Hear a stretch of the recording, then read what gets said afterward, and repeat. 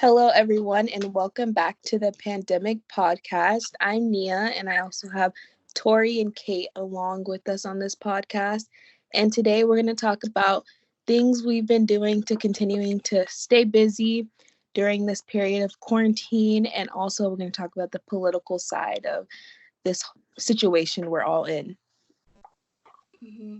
Okay, hi. So my name's Kate, and basically, what I've been doing since the last podcast to stay busy is I've started a few collaborative study guides with my friends for the AP tests. So we've been working on those, and I've also been learning how to cook and bake. So yeah, that's basically how I've been spending my time. Cool. I'm Tori, and what I've been doing to keep myself busy is been doing all the work that my teachers offered me, and I also have been working out and doing things besides running, like actually doing ab workouts and like arm workouts, which I never usually did. That's cool. And like I said, I'm Nia, and to keep busy, I've just continued to prepare for AP tests. Also picked up a few new skills like cooking and baking as well as Kate. And just doing a lot of like self-reflecting and journaling just to like remember how I was feeling during these times so I can look back and hopefully things will be better. Oh, that's a good idea, journaling. That is a good idea. Yes. Like, do you write down like everything that you did that day, or do you just write down like what your emotions were? I usually just write like what I do. Sometimes like if something significant like makes me upset or like something happens in the news that I'm like, oh my gosh, are we really gonna do this? Then I'll like put my emotions. But for the most part, it's been like just the things I've been doing to stay busy and yeah. Mm-hmm. That's a good Are idea. you into like bullet journaling or more of just like writing stuff down? More of like bullet journaling. I love bullet journaling, but that's what I was doing earlier, but I kind of switched because I'm not sure you guys both went to Chaparral, but at South Point, one of the teachers, Mr. Dew, he had us write like a letter in 8th grade. He was our history teacher. And he had us write a letter to our future selves and he was going to send it out. And I totally forgot that I wrote that letter in 8th grade. But this week I checked my mailbox and then the letter that I wrote to myself in 8th grade was in my mailbox. Oh my gosh. And I was able to read it. And he actually sent them out to everyone. And I was like, it just made me so happy. So then I'm doing that one for this period of time. Like how, like, I'm going to read it after we're all out of this situation. So I can be like, wow, remember when we were in quarantine and I was like so upset. Oh. Yeah, that's a good idea though, that you're journaling everything. Yeah. So I think we're going to move on to the political aspect of how this pandemic is shaping out.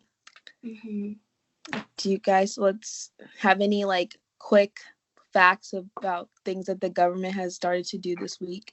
And then we can elaborate them and state our opinion. Well, I've been like keeping up with the news lately, and I've been noticing that in Michigan, a lot of people are outside protesting and they're not like obeying social distancing or even wearing face masks in general. And they like surrounded the outside of the Capitol or something, basically saying that they want the economy to reopen and stuff. And I know that there's a lot of people that also want the economy to like reopen because there's a lot of unemployment and a lot of other risks that the economy shutting down has brought. But what do you guys think about, the protesters or people that want it to open back up in general? My personal opinion on that whole situation is we have to look at like the facts and we have to listen to the scientists. And I know it's like hard to have to wait as long as we're waiting to go back to normal because it really just made everyone's lives turn upside down. But we don't want to rush back into something that's going to eventually cause us more problems. Like that's only going to bring us short time like satisfaction. We're going to be happy like, oh, we can go out. But then who knows, maybe in a week after that, we're going to be forced to stay in even longer because the problem spiked. Like we have to really be conscious of how we will re-enter society without bringing a bunch more problems than we need to. I also agree with what Nia just said. I just think that we should focus on staying at home and obeying social distancing until we get more tests or like more certainty on like the credibility of these different tests, so that people can slowly integrate back into society, and then they can filter out the infected people from the people that are actually okay to go back to work. Because as of right now, I think it's not safe enough to just be outside, even for protesting. Yeah. I think like everybody wants to get out of this situation. Everybody wants the economy to get better and whatnot. But I feel like patience is key in this situation. We just have to stay inside and just wait it out instead of like going out there and saying, oh, I want to leave my house and this and that, because everybody wants that. It's just we need to be patient for it to actually happen. And that's what the scientists are trying to tell us. Yeah. And I feel like we shouldn't just be protesting because we want something that everybody else wants. Mm-hmm. It's just, Yeah, exactly. Yeah. It hurts to see how like so many people like losing their jobs and everything, but the only way things are going to get better is if we listen to professionals and actually carry out like what they want us to do. And actually protesting is something that will help the situation. It will only hurt it. So that's my opinion on that. Yeah. And then also like Tori said, it sucks to see everybody like who are hurting the most from this unfortunate shift in like our everyday lives, like the people who've lost jobs and stuff. Like that part is really like unfortunate to see, but at the same time, after this is over, we're gonna try the best to rebuild our economy, but we do have to still keep in mind like those people who are really suffering and struggling, and try not to, forget them, because there's a lot of people out there right now who don't really know what to do. Yeah. Yeah, but adding on to that, on the brighter side of things, even though like it's like a really bad situation for a lot of people out there right now, I've heard that a lot of school cafeterias are like operating more like soup kitchens nowadays, and then they're sending food to entire families in need. And then yeah, even though the federal school programs aren't reimbursing them, they're just helping everyone out, so that's like on a more positive note. Yeah. And then I also heard that Motel 6s are opening up their rooms to homeless people, which is also good because, people usually don't really consider homeless people. And it's nice to see that everyone, as much as big of a problem this is, it's good to see people thinking about others who usually get like left behind. I feel like, I think I mentioned this in our last podcast, but I feel like you can, like, people's true intentions kind of show in like these circumstances. Like, you can tell who's only caring about themselves and who's only and then who's only is wanting to help others. Like, I was reading an article about this man. He paid for like 30 people in line at a grocery store in like a low income area. And like, to me, it's like, it kind of shows me that like, even though this is a hard time, you can still be a good person. And like, I think some of us have to realize that, hey, our situation isn't as bad as others, and we should do what we can to help those in need.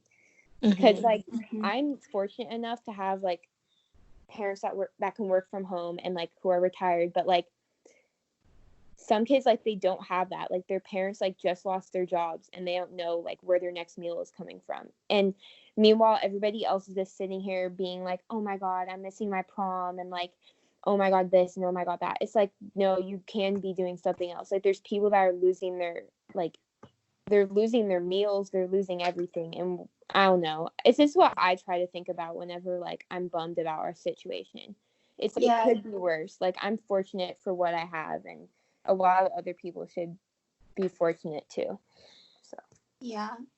It's not like we're ungrateful, but definitely I think we just need to be reminded of how good our circumstances are compared to everyone else, and just to not complain too much, especially about little petty things that don't make a difference in the long run.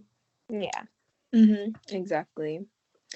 I think also this week, still on the topic of kind of people being upset about how states are handling it.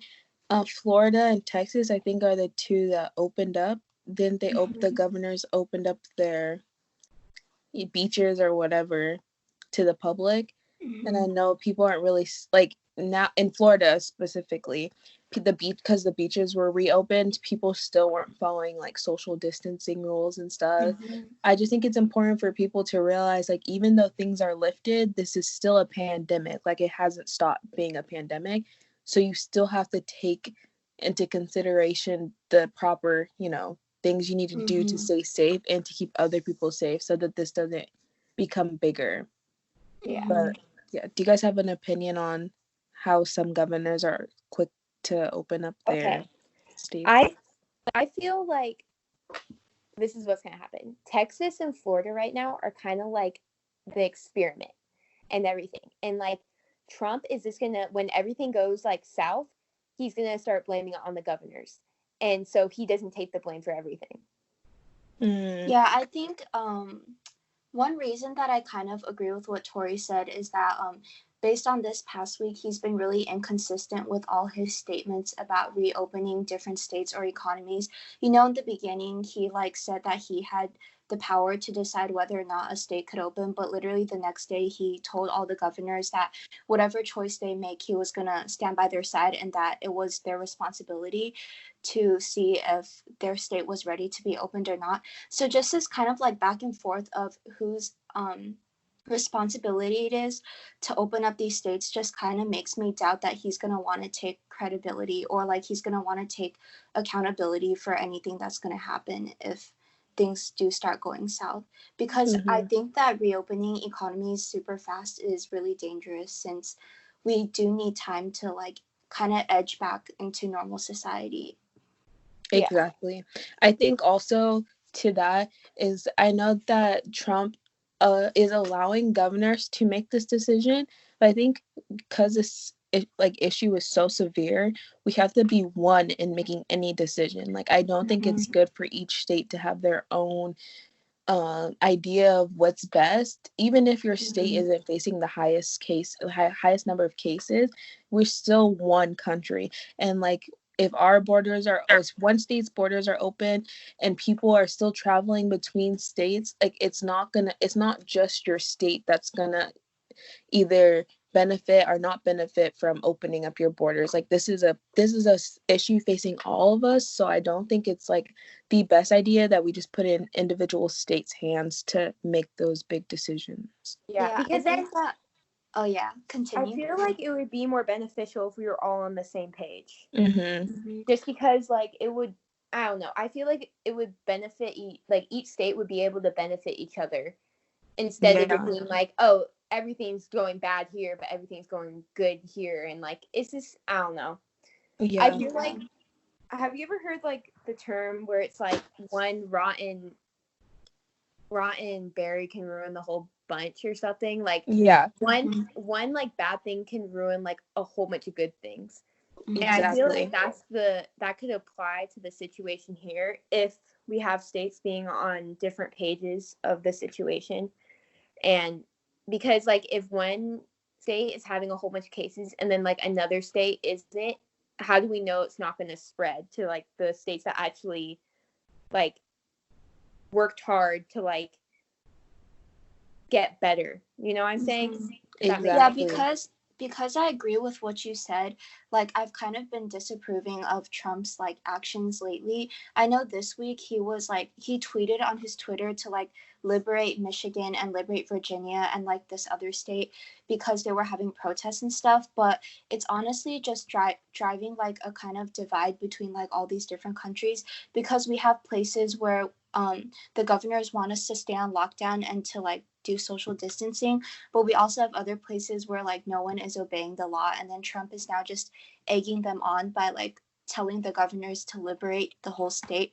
So I just think that it's important that we try to find reasons to work in unison and to collaborate rather than just fighting against each other and creating more divides between people. Exactly. Yeah, I think our national government should emphasize the idea that we can't fight this battle like alone, and alone meaning like each state. I think the whole country needs to be responsible for every action that the country makes as like, you know, together as one. Because if we all try to fight this battle in a different direction, we're not going to make as much progress as if we all like came together and made the same decisions or agreed to decisions to fight this battle. It would be more impactful, I guess. Mm-hmm. Mm-hmm. I guess moving on from this, I've been hearing on the news that College Board might make the SAT go digital if schools choose not to open in the fall. So, Tori, as a junior, what do you think about that piece of news? I feel like it's too early to tell like what exactly it's going to be like, because the SAT, like when it's told to juniors, it's like a big scary test that you have to take in like a room with a whole bunch of people.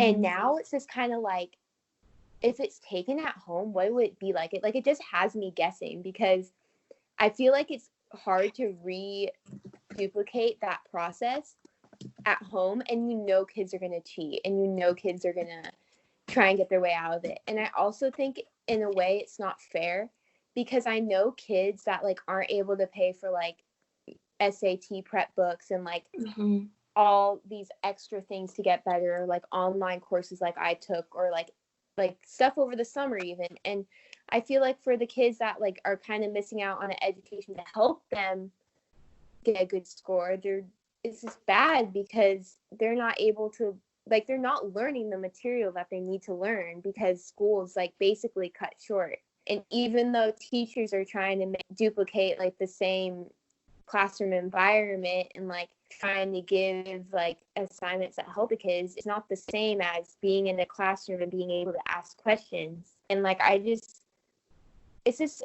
a weird time that we're in, and I feel like it's going to be hard for a lot of people to adjust. And I know that there's going to be people that are going to complain about the process of a lot of things, especially with education. Like, I bet a whole bunch of teachers right now are getting a whole bunch of questions from students and parents, or excuses saying that, oh, we don't have internet and this and that. And I feel like you can never satisfy a whole entire group of people, if that makes sense. And that's why, like, I feel like we just have to like let things flow the way they're gonna flow. And there's no use, like, I feel bad for these teachers because they're getting all these complaints and they're getting all these questions when they don't even know the answer. Yeah. And I feel like with the SAT, I'm just gonna adjust to whatever situation I'm put in. If it's online, and they say, hey, these are the materials, this is how it's gonna be, I'm gonna study accordingly to that process. And I feel like now is more like the most important thing to do, especially like with our education system, is to just adjust. We can't go ahead and just complain about it and put like the fault on other people that are just trying to make it the best it can be. It's like you're never going to satisfy everyone. So just adjust to the new process. Yeah.